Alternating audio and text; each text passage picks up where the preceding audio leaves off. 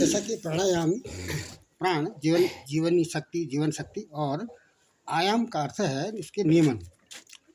सामान्य रूप से शरीर 3 प्रकार के रोगों से ग्रस्त होने की संभावना रहती है। पहला है मनोकायिक रोग, और दूसरा है प्राण से संबंधित रोग, और तीसरा है बाहरी कीटाणु जनित रोग। ये जो मनोकायिक रोग हैं, ये मन से प्रारंभ होते हैं, भावना से और विचारों से। ये एक प्रकार के मानसिक रोग भी इनको कहा जा सकता है। चिंता, परेशानी, उग्रता, ईर्ष्या और द्वेष के कारण इनकी शुरुआत मानस क्षेत्र में पड़ती है, और इनके प्रभाव और लक्षणों का यदि हमने अनुभव शरीर और उसके आंतरिक क्रियाओं में कर लिया तो इससे बचाव किया जा सकता है। दूसरा है प्राण जनित रोग। ये श्वसन क्रिया से संबंधित है। ये सीधा इसका संबंध पूरक, कुंभक और रेचक को यदि हम नियमित रूप से करें तो श्वास से संबंधित रोग और रक्तचाप से संबंधित रोगों से बचाव किया जा सकता है।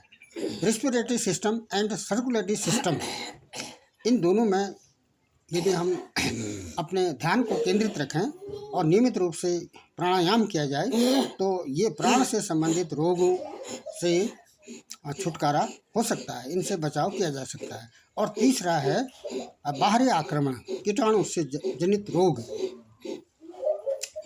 शुद्ध वातावरण हो, नियमित रूप से भोजन किया जाए या प्रातः जागरण हो, और ये नियमित सिस्टमेटिक यदि जीवन शैली चलती रही शुद्ध वातावरण में तो कीटाणुओं से सुरक्षा अपने शरीर को की जा सकती है। इस समय जो मुख्य रूप से प्राणायाम के संबंध में यदि हम बात करें तो जैसा कि ये प्राण शक्ति से है, ये प्राण जनित श्वसन क्रिया और इसमें सर्कुलेटरी सिस्टम पर इसका सीधा प्रभाव पड़ता है। यदि हम ठीक से नियमित रूप से अनुलोम विलोम कर लेते हैं तो ये इसमें अधिक से अधिक जो लंग्स में इंस्पिरेशन जब हम करते हैं उसका 4 गुना अधिक हमने कुंभक लगाना है।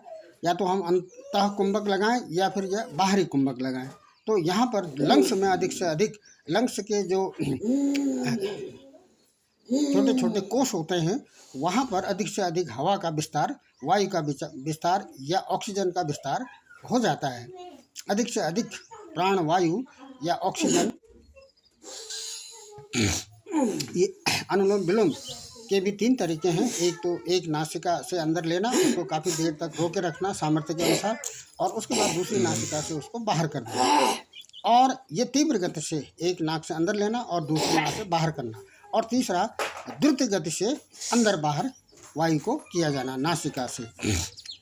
जैसा कि ईड़ा नाड़ी है और पिंगला नाड़ी है, ये बाईं नासिका और दाहिनी नासिका से संबंधित है। यदि हम ये इस प्रकार के प्राणायाम कर लेते हैं तो इसके तुरंत बाद हमने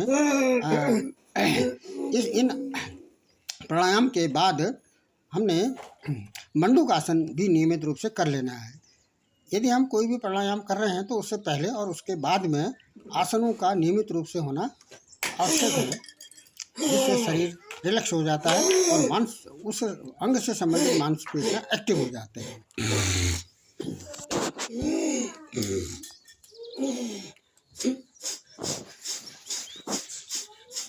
दोनों नासिकाओं से एक साथ अधिक से अधिक हवा को बाहर छोड़ना, ये भी प्राणायाम के अंतर्गत है। यदि हम दोनों नाकों को द्रुत गति से शीघ्र या रैपिड स्पीड से दोनों नाकों से हवा बाहर कर लेते हैं तो इससे नेजल से संबंधित रोग भी दूर हो जाते हैं।